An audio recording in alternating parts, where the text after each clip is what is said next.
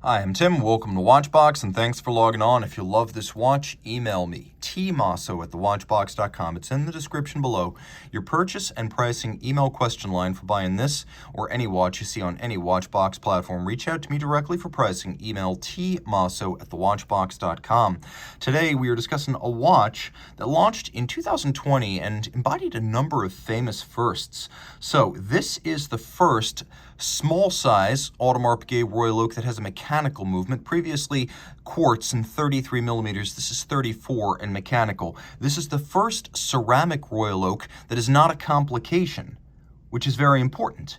And this timepiece that you see right here is also not a lady's watch. It is considered to be unisex, and I'm going to show you why. It's also the first of the smaller Royal Oaks to be made in ceramic. So there is a lot going on here. Taking a quick look, it's the AP Royal Oak Black Ceramic reference 77350CE. It is 34 millimeters in diameter, 8.8 millimeters thick. It is 43.4 millimeters if you're just measuring lug to lug. And if you measure these end links, which are the actual outermost measurement of the watch, the total distance across the wrist is 46.5 millimeters. Now, taking a quick look right here, you could see that the timepiece is actually a good fit for my 16 centimeter circumference wrist. This size, previously, I should say, the 33 millimeter Royal Oak, was popular in East Asia as a unisex option, and it was rarely considered to be a men's option in the West. But with the taste for smaller sized watches and the slightly larger 34 millimeter case here, this is being discussed more as an option for a man who wants a bit more discretion. And I could say that up to a wrist about my size, it's going to look just fine. It's not that different in size from the 14790 36 millimeter Royal Oak of the 80s and 90s.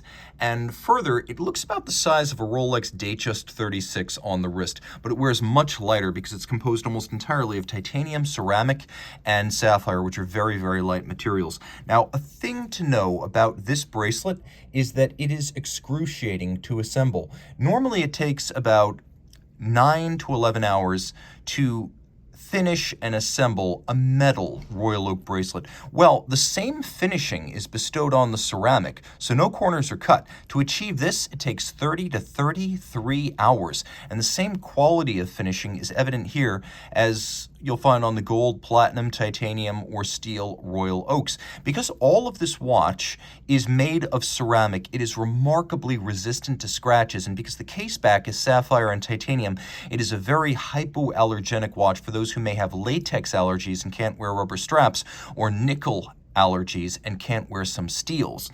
Taking a quick look at the bracelet, as with every Royal Oak on a full bracelet since the original in 1972, we have an integration of case, lug, and bracelet that reads, well, frankly, as an article of jewelry.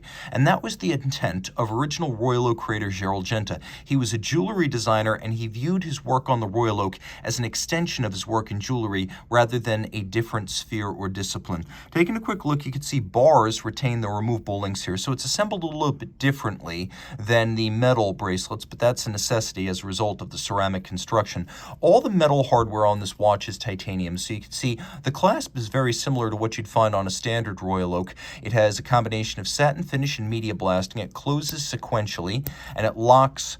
You can see that it has twin triggers, and those twin triggers must both be pressed to open up the clasp. So this can't pop open accidentally. This is very much a sports watch, and the timepiece is handsomely finished of case and bezel as well as bracelet. You can see the longitudinal satination. All of this is achieved with aggressively hardened milling tools that nevertheless wear out fairly quickly as they're applied to finishing ceramic. You can see the bezel is exactly as you'd find on a standard Royal Oak. Perhaps one consequence of the black ceramic is that the hairline expression of the rubber bezel gasket on this watch isn't entirely evident, so you have a monolithic black appearance rather than a metal timepiece with that little hairline of rubber sticking out.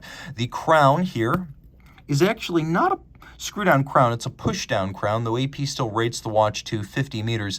I consider this to be a splash-only watch. You could see that the flanks are polished. It's a rounded-off octagon, originally inspired by a vintage diving helmet. That's where that design came from. We have recessed rose gold hexagonal bolts in the bezel, and you can see that the crown also hexagonal. The dial is the Grand Tapisserie that you will find, for example, on the 41mm Royal Oaks. It is cut on a pantograph, which is a 19th century mimicry engine that engraves this pattern.